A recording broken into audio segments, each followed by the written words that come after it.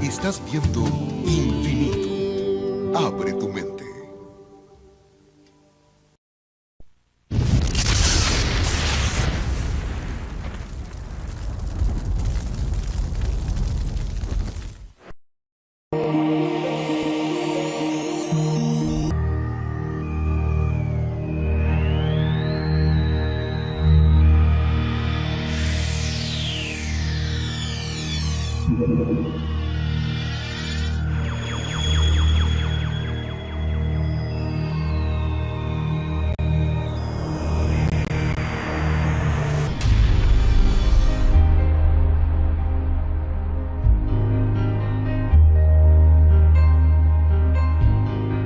Hola, ¿cómo están?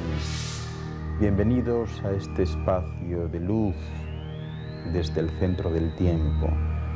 Todos podemos encontrarnos aunados. Hoy con ustedes, la Atlántida. La leyenda cuenta que la Atlántida era una isla de grandes dimensiones que bien se podría considerar como un continente. Según algunas hipótesis, estaba en el Mediterráneo, en otras versiones se situaba en el Océano Atlántico, de donde tomaría su nombre, y dicen que fue destruida por un terremoto, un tsunami, un volcán, y que inundó totalmente sus tierras, dejándola por siempre sumergida bajo las aguas y olvidada en el pasado. Dicen que sus habitantes poseían una tecnología y cultura muy superior a los contemporáneos de su época, e incluso a la de hoy, y fueron decisivos en los avances de todas las culturas mundiales. Su ubicación les permitía el acceso a culturas tan dispares como la egipcia y la maya, y eran consumados viajeros, dominando con sus barcos todos los mares y océanos del planeta. Pues bien, la similitud entre estructuras arquitectónicas como las pirámides mayas y egipcias, o el parecido fonético de algunas palabras en culturas separadas pues por mares y por miles de kilómetros de distancia, se deben, según los partidarios de la existencia de dicha isla o continente, a la influencia que los atlantes, ese nombre con el que habitualmente se designa a los habitantes de la Atlántida, habían recolectado gracias a su avanzada tecnología y que marcaron culturas de todo el mundo. Si nos vamos a Platón, ya lo saben, él se refirió por primera vez por Otto Mach. La Atlántida era un paraíso templado, cálido, ¿verdad? De llanuras fértiles en cuyas cordilleras abundaban los bosques de madera, de esas maderas muy valiosas, ¿verdad? Y era también una tierra rica en cobre, estaño, oro y plata. También han sido varios los profetas que han hablado de la Atlántida. Por ejemplo, Edgar Cayce informó ampliamente sobre el avance técnico de los atlantes y habló, por ejemplo, del poder de los cristales y de los rayos supercósmicos. Se trataba de una tecnología tan que este hombre visionario, Edgar Cayce, situó los cataclismos Dale Walker ha indicado que los cristales se utilizaban para convertir la energía solar en energía eléctrica. Y así su increíble poder y esplendor pues se hizo posible gracias a la ciencia de los cristales. El descubrimiento de ese uso de los cristales para controlar la increíble reacción energética entre materia y antimateria dio lugar a los vuelos espaciales de hoy. Pero más detallado aún es el relato ofrecido por el psíquico Michael Gary Smith, según el cual estos disponían de pantallas mágicas en las que podían ver cuánto sucedía en cualquier punto de la Tierra. Asimismo, poseían bolas de luz que se encendían y apagaban con un simple movimiento de la mano, sin tocar en ellas. Otro de los maravillosos inventos de esta civilización era un carro sin caballos que lanzaba un rayo de fuego blanco por delante y otro rojo por detrás. Pues fíjense, esta civilización creció hasta tal punto que disponían hasta de barcos para llegar a casi cualquier punto de la esfera. Y tampoco hay que olvidar los mágicos pájaros de plata donde la gente viajaba a través del cielo a velocidades impresionantes. Y más aún, existen indicios de que en la Atlántida había naves espaciales capaces de abandonar la atmósfera terrestre y llegar a la Luna y a otros astros. Así que ya ven, en este tipo de temas siempre hay verdades y falsedades. En esta ocasión yo simplemente se lo he contado. De ustedes depende creerlo o no creerlo. Soy Ángel Luis Fernández. Muchas gracias por su atención.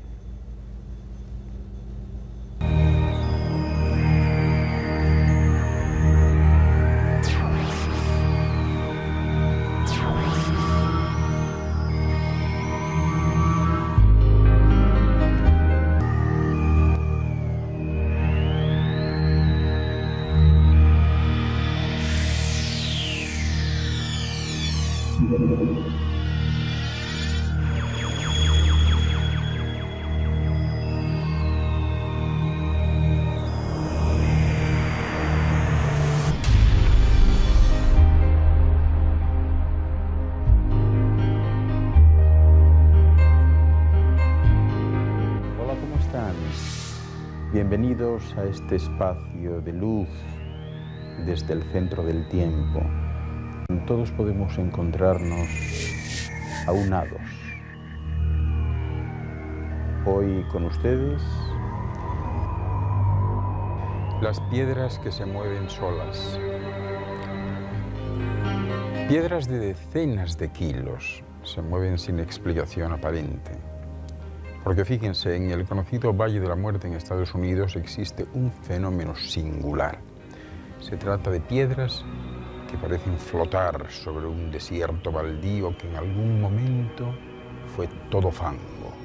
Pues bien, durante décadas los científicos han teorizado con explicaciones plausibles sobre esta anomalía, donde una piedra de varios kilos de peso es capaz de desplazarse varios cientos de metros por sí sola, sin más. Claro, muchos creen que este movimiento se debe al fuerte viento, pero eso no explica que piedras de diferente tamaño y peso se muevan a un ritmo paralelo y en diferentes direcciones. Además, los cálculos físicos tampoco apoyan esta teoría, ya que para que algunas piedras se muevan se necesitarían vientos, pues qué les diría yo, de velocidades superiores a cientos de kilómetros por hora. El viento puede mover piedras pequeñas, pero claro, ¿cómo puede mover algunas de varias decenas de kilos? Uno de los parajes más espectaculares y hermosos de Norteamérica es ese, justamente ese, el Valle de la Muerte en California, Nevada, también. Un lugar inhóspito para el ser humano donde es muy difícil sobrevivir, con unas temperaturas extremas que son incluso motivo de descargo en caso de asesinato. Hay alguno que se ha librado de la pena de muerte por crímenes cometidos allí, por el simple hecho de que la temperatura superaba los 50 grados centígrados y dicen que eso pudiera afectar las meninges del cerebro. El Valle de la Muerte está dentro del Parque Nacional homónimo, que cubre otros valles menores y que tiene una extensión, fíjense bien, de más de 13.500 kilómetros cuadrados. La geología de ese valle es impresionante y es un lugar muy estudiado por los geólogos desde siempre. Pues bien, toda California en sí es como si fuese un laboratorio geológico natural a gran escala. Sin embargo, para el profano en esta ciencia, el hecho que más llama la atención es el movimiento que presentan algunas rocas en la llanura conocida como Racetrack Valley. Estas piedras se encuentran en toda la llanura. Es una llanura que aprovechan para hacer carreras de bólidos, etcétera, ¿no? Y de cohetes especiales.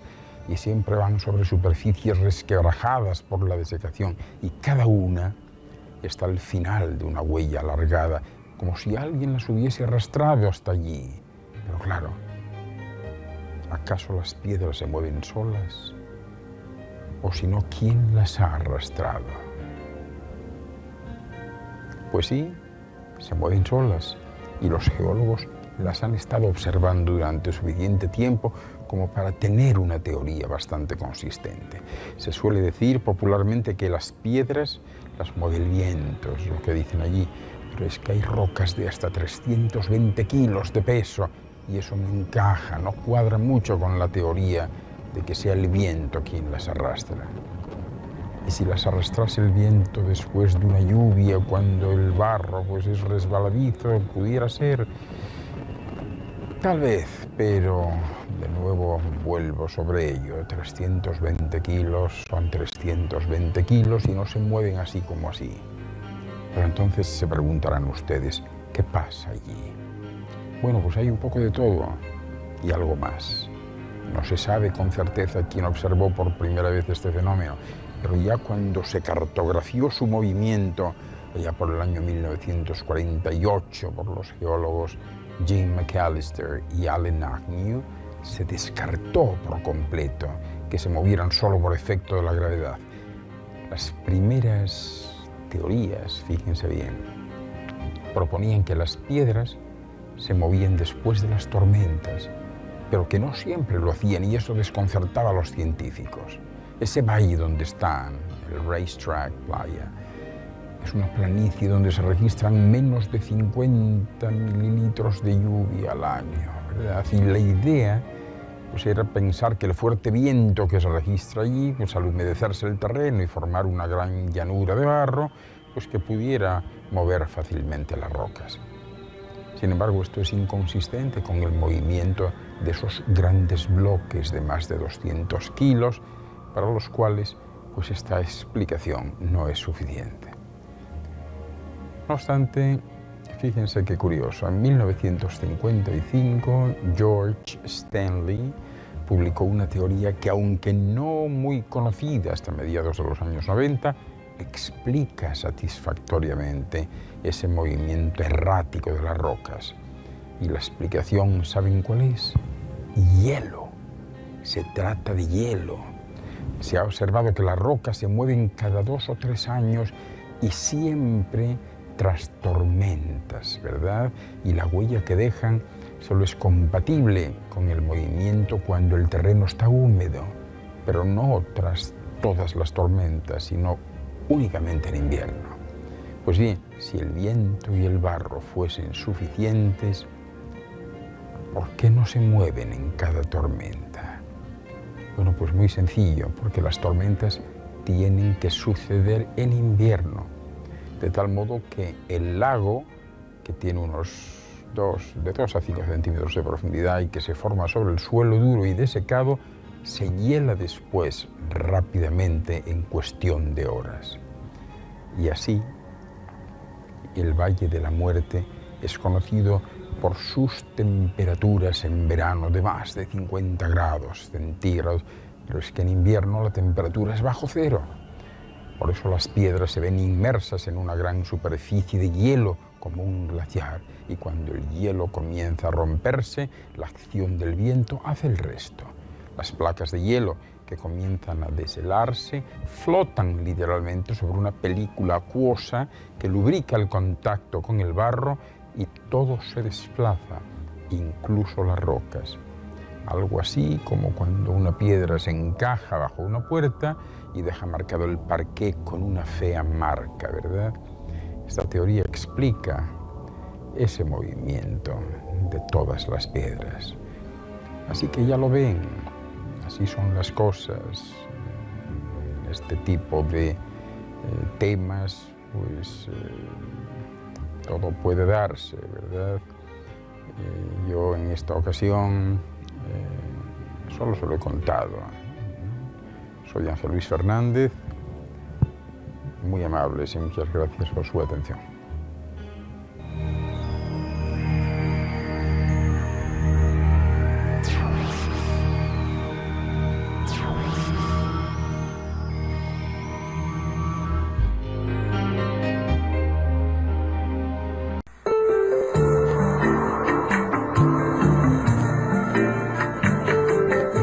Estás viendo Infinito.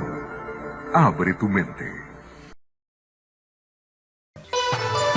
Y ahora, Continuamos disfrutando de nuestra programación por Infinito, serial del nuevo milenio.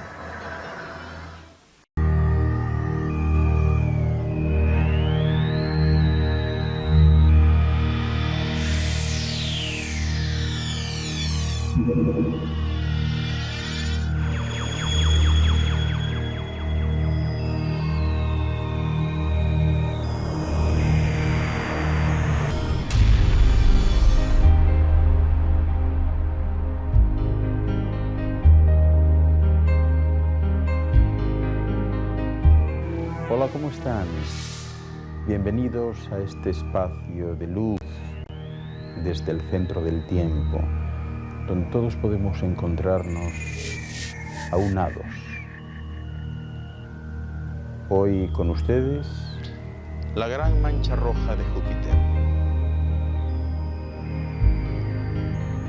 Según dijo el Laboratorio de Propulsión a Chorro JPL de la NASA, las imágenes indican que su color se debe a un núcleo cálido en lo que es un sistema extremadamente frío.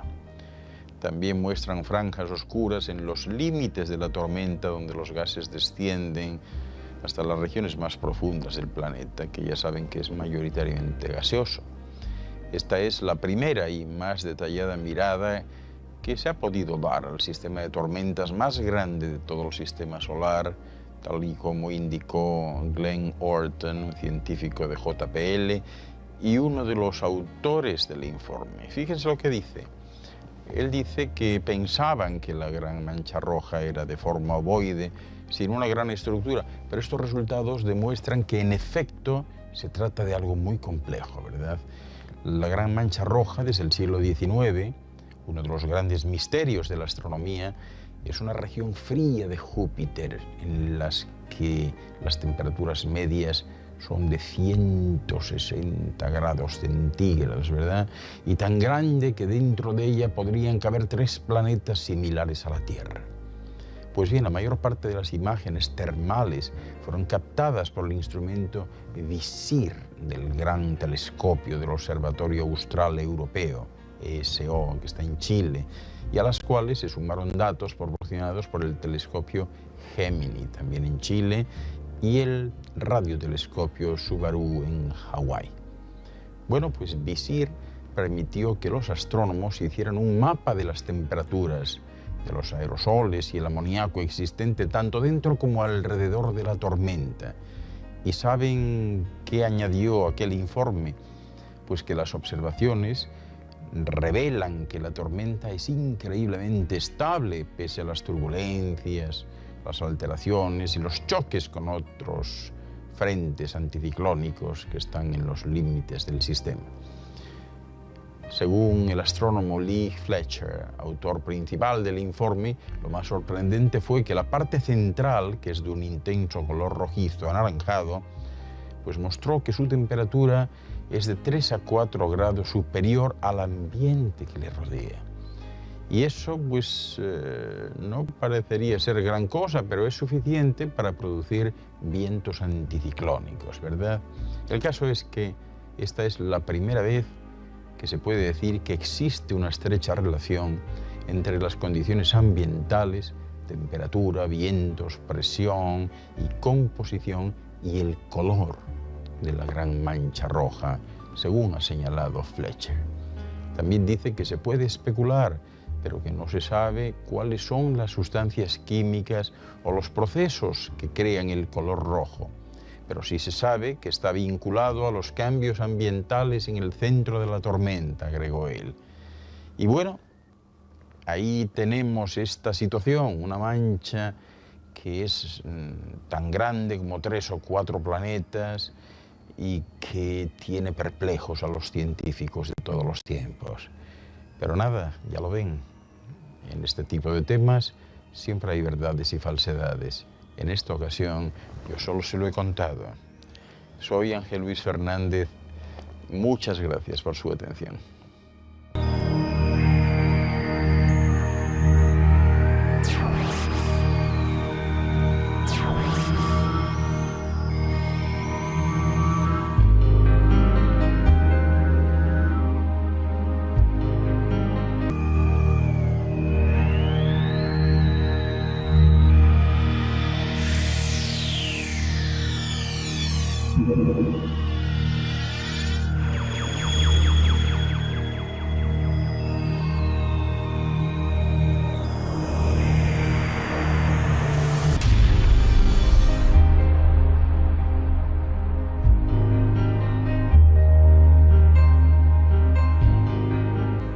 están? Bienvenidos a este espacio de luz desde el centro del tiempo. Todos podemos encontrarnos aunados. Hoy con ustedes, la Santa Compaña. Aunque no lo crean, en pleno siglo XXI, aún hay personas que afirman haber visto o escuchado hablar acerca de la Santa Compaña. Pero claro, se preguntarán ustedes, ¿qué es esto? ¿Qué tiene de cierto? La Santa Compaña es en la mitología popular gallega, asturiana y berciana una procesión de muertos o de ánimas en pena que por la noche, a partir de las 12 de la noche, recorren errantes los caminos de una parroquia. Su misión es visitar todas aquellas casas en las que en breve habrá una defunción. Y claro, aunque el aspecto de la Santa Compaña varía según la tradición de las diferentes zonas, la más extendida es la formada por una comitiva de almas en pena, vestidos con túnicas negras o blancas, con capucha, y que vagan errantes durante la noche. Esta procesión fantasmal forma dos hileras, van envueltas en sudarios y con los pies descalzos. Cada fantasma lleva una vela encendida y su paso deja un olor a cera en el aire. Y tengo que aclarar que estos cirios no son de cera, sino que están hechos de huesos de difuntos. A veces se les ve portando un cadáver y al frente de esta compañía fantasmal se encuentra un espectro mayor llamado Estadea. ¿Qué les parece? La procesión va encabezada por un vivo, un mortal, portando una cruz y un caldero de agua bendita, seguido por las ánimas con velas encendidas, no siempre visibles, ¿verdad?, notándose su presencia en el olor a cera y el viento que se levanta a su paso. Bueno, pues la persona viva que precede a la procesión puede ser un hombre o una mujer, dependiendo de si el patrón de la parroquia es un santo o una santa. También se cree que quien realiza esa función no recuerda durante el día lo ocurrido en el transcurso de la noche. Únicamente se podrá reconocer a las personas penadas con este castigo por su extremada delgadez y palidez. Cada noche su luz será más intensa y cada día su palidez irá en aumento. No les permiten descansar ninguna noche, por lo que su salud se va debilitando hasta enfermar sin que nadie sepa las causas de tan misterioso mal. Bueno, pues condenados a vagar noche tras noche hasta que mueran u otro incauto sea sorprendido, al cual el que encabeza la procesión le deberá pasar la cruz que porta, pues van caminando emitiendo rezos, casi siempre pues un rosario, ¿verdad?, cánticos fúnebres, y van tocando una pequeña campanilla. A su paso dicen que cesan previamente todos los ruidos de los animales en el bosque. Los perros anuncian la llegada de la Santa Compaña aullando de forma desmedida. Los gatos maullan y huyen despavoridos y realmente asustados. Y entonces aparece la compañía. Fíjense las numerosas leyendas sobre esta compañía de difuntos en pena. Cuentan que se aparecen en los caminos cercanos a los cementerios en busca de algo o de alguien, y que siempre aparecen con un motivo por el cual es símbolo de desastre o de maldición. Pues bien, los motivos por los que esta compañía de almas errantes puede aparecerse son muchos. Por ejemplo, para reclamar el alma de alguien que morirá pronto. Y cuenta la leyenda que quien recibe la visita de la Santa Compaña morirá en el plazo de un año. También otro motivo puede ser para reprochar a los vivos sus faltas o errores que hayan cometido. Si la falta es especialmente grave, el mortal que la ha cometido podría recibir la visita de la Compaña para que la encabece, condenado así a vagar hasta que otro mortal le reemplace. También otro motivo puede ser para anunciar la muerte de un conocido el que presencia la procesión, o para cumplir una pena impuesta por alguna autoridad del más allá. Y es que habría una serie de indicios de la proximidad de la aparición, como pudiera ser, por ejemplo, el olor a velas surgiendo de repente, o el espanto de determinados animales, ¿verdad? que según la leyenda, pues pueden ver a esos fantasmas por algún tipo de sensibilidad especial. Curioso, ¿verdad? Cuenta la leyenda que la Santa Compaña no tendrá el poder de capturar el alma del mortal que se cruza con ella si éste se halla en los peldaños de un cruceiro, situados en los cruces de los caminos que van a Santiago de Compostela, ya que el cruceiro es a la Santa Compaña lo que la cruz al vampiro.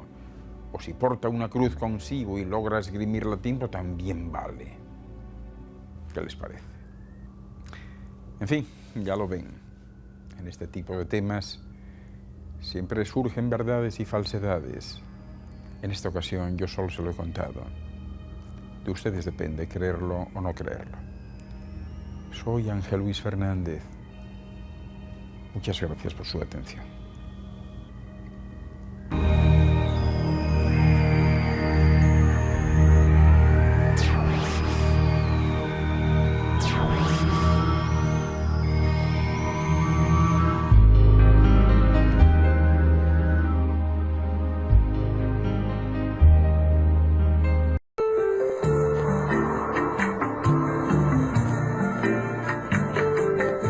Estás viendo Infinito. Abre tu mente. Y ahora, continuamos disfrutando de nuestra programación por Infinito, serial del nuevo milenio.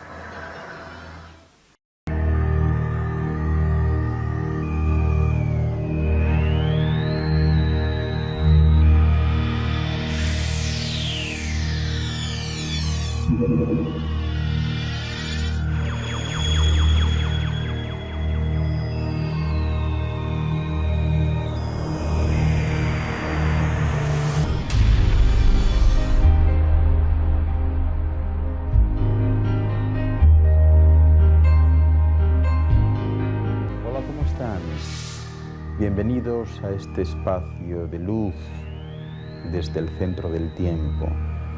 Todos podemos encontrarnos aunados. Hoy con ustedes,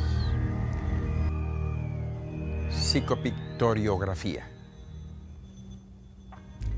Fíjense, Luis Gasparetto es un medium que dice pintar a través de grandes maestros ya fallecidos.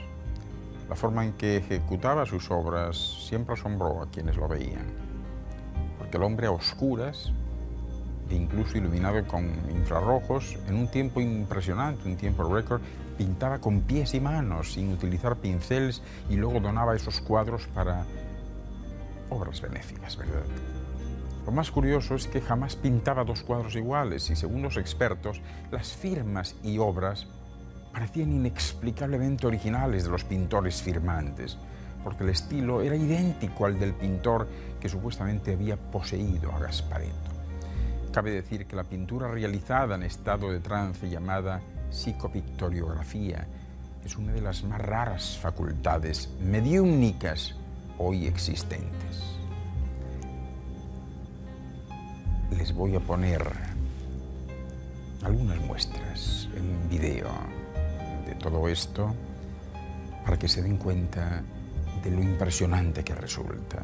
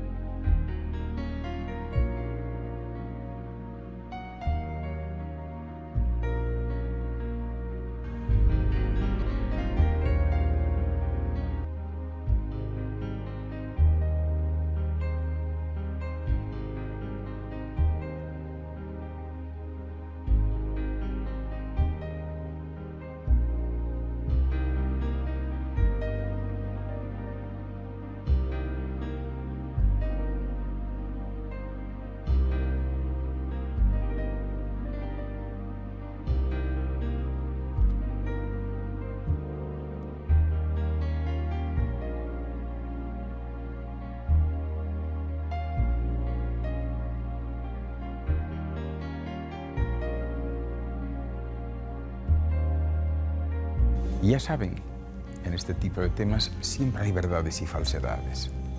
En esta ocasión yo solo os lo he contado. De ustedes depende creerlo o no creerlo. Soy Ángel Luis Fernández. Muchas gracias por su atención.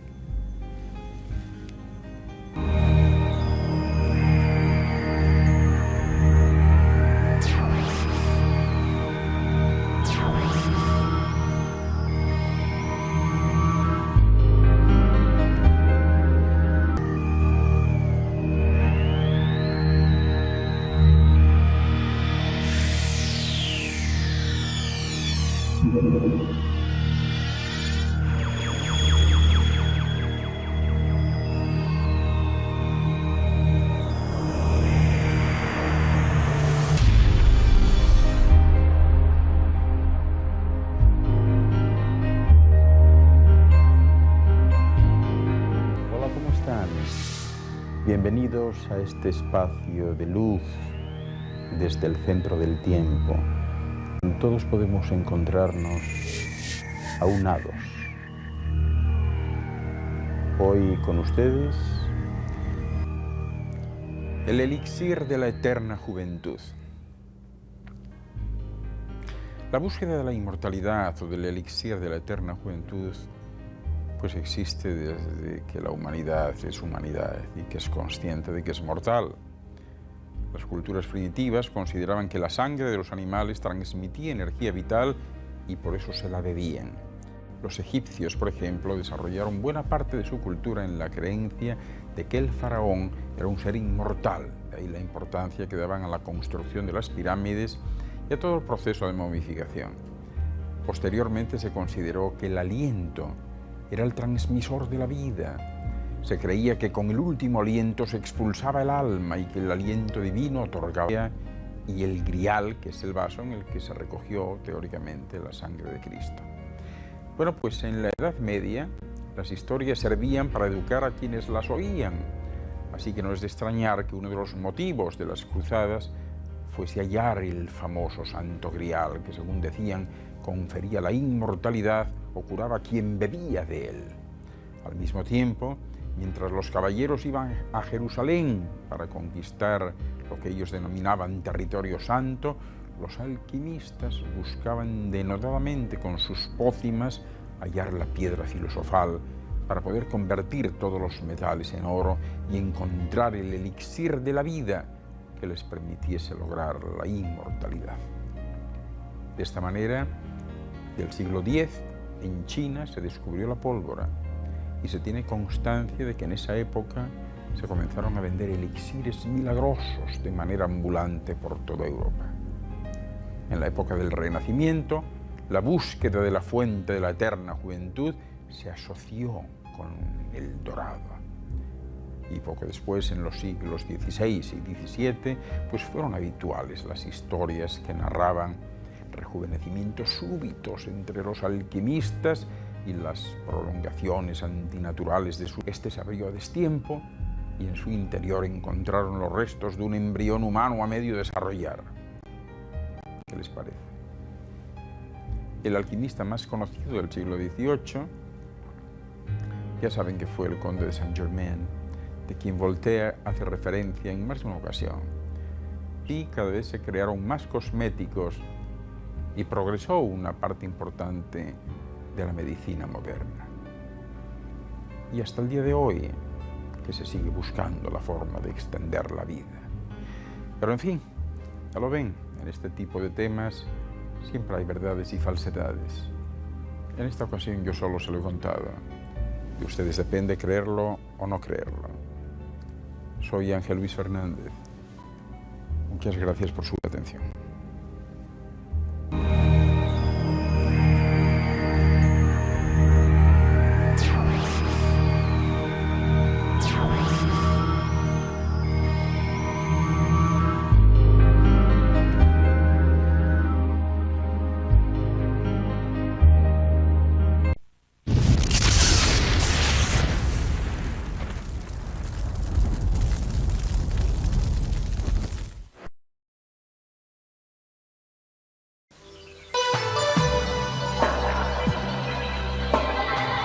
Usted está viendo Infinito. Infinito, señal del nuevo milenio.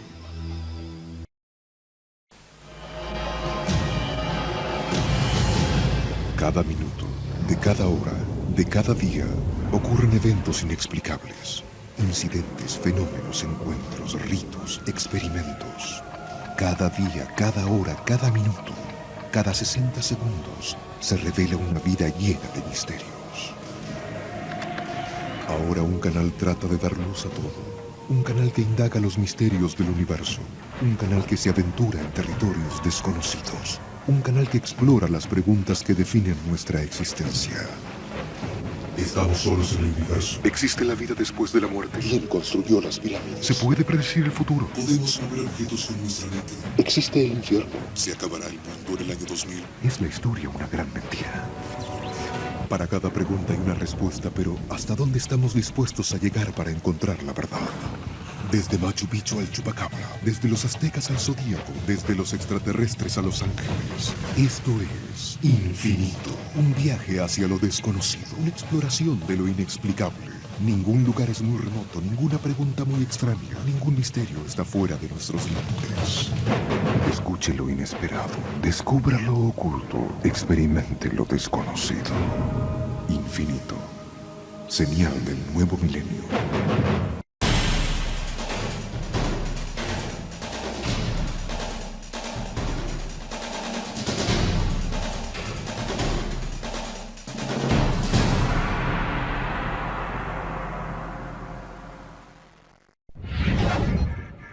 Infinito. Abre tu mente.